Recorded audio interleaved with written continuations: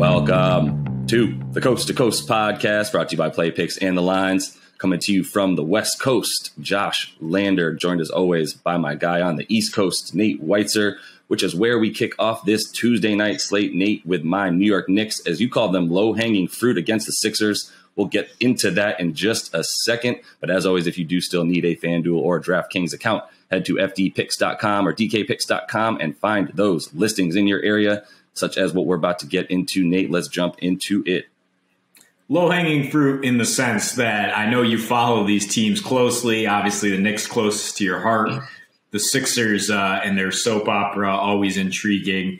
And I guess you get off work early enough to watch these 4 o'clock games out on the West Coast. But this one is projected to be very close. Right now, the Sixers are +1 at Madison Square Garden.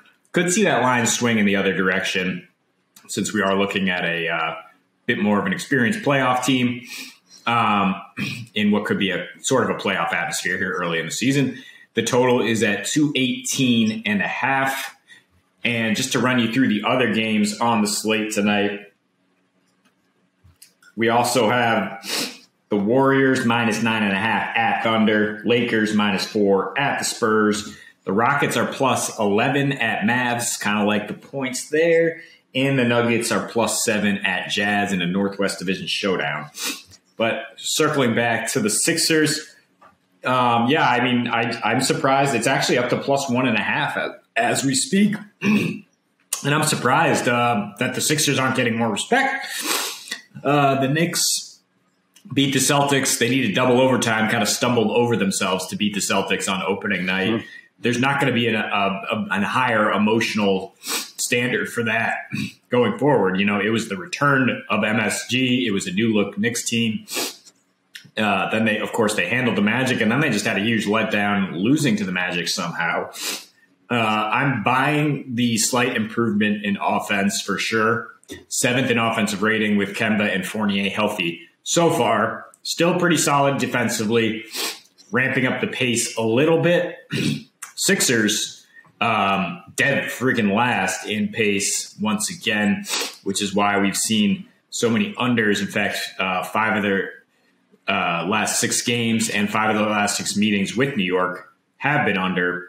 And they deny what the Knicks like to do, right? With top number 8 in points in the paint allowed and free throw attempts allowed, which is, I guess, why part of the reason they've won 15 straight against the Knicks. I mean, only 3 of those in the Tom Thibodeau era. But with Embiid lurking back there, it's hard for the Knicks to get much going in the paint. Yeah, the Sixers have been a problem for these Knicks for roughly four seasons now, 15 games in a row. I read that a couple times. It was just kind of like going back through the years going, they were 4-0 against them, 4-0 against them, 3-0 against them. It's just like unbelievable. So, that it was a different Knicks team to your point, but it maintained itself last year. I mean, one thing I am looking at for Philly, I mean, you mentioned their pace. Obviously, with Ben Simmons not playing, their pace is often going to be a lot less, especially because now, Embiid is the sort of essence of this team, and they play through him even more than they have. And Tyrese Maxey, he's shown a bit of an improvement on the offensive end. It's really his efficiencies that are killing him and honestly killing the Sixers on offense from the standpoint that Simmons, whatever you want to say about him, was incredibly efficient from the floor, mostly because he didn't shoot it from outside of 4 feet, but he still shot about 55% on about 18 points a game. So Maxey's got a lot to make up for there, and they haven't seen guys quite make up enough for that. I think they probably missed him against the Nets when they were unable to maintain a lead in that game, which who knows what's going on with the Nets right now. We'll see about that. But, as far as this matchup specifically, like we said, not only has it been 15 in a row for the Sixers, they're actually 4-1.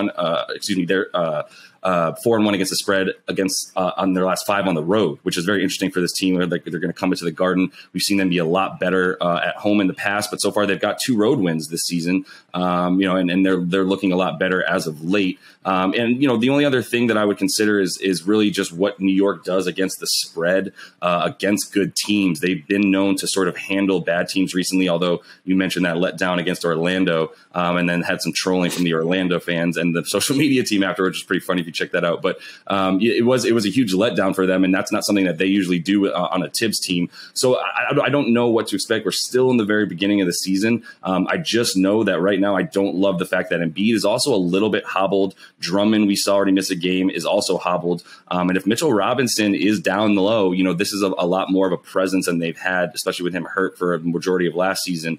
I do think that they can pull it out. If you're going to take the Knicks, you might as well take the money line there.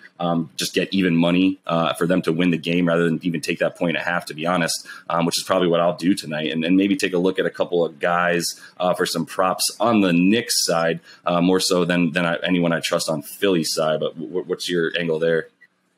Yeah, I agree with the props on the Knicks side. I think that Randall and Fournier will be reliable in this matchup. I think that they will hang, but I think the Sixers, it's just kind of a new identity for this team. You mentioned their success on the road recently, and Joel Embiid kind of embracing the role of heel for years now. Not that this Ben Simmons saga has made him more of a bad guy, but we see the Houston Astros in the World Series now. We're scapegoating ourselves, using that as some sort of motivation. And the Sixers right now have come out of the gates looking very strong.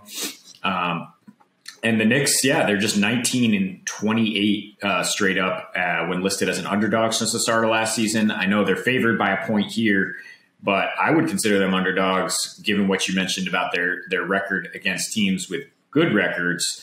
And the fact that they've lost 15 in a row to this team, I'm going to take the best player on the floor in a high-profile matchup with the Stars at center court, Embiid, and I would look at his props as well because I think he's getting over 30 points. So player performance doubles on FanDuel. Sixers money line, Embiid to carry them in a win on the road.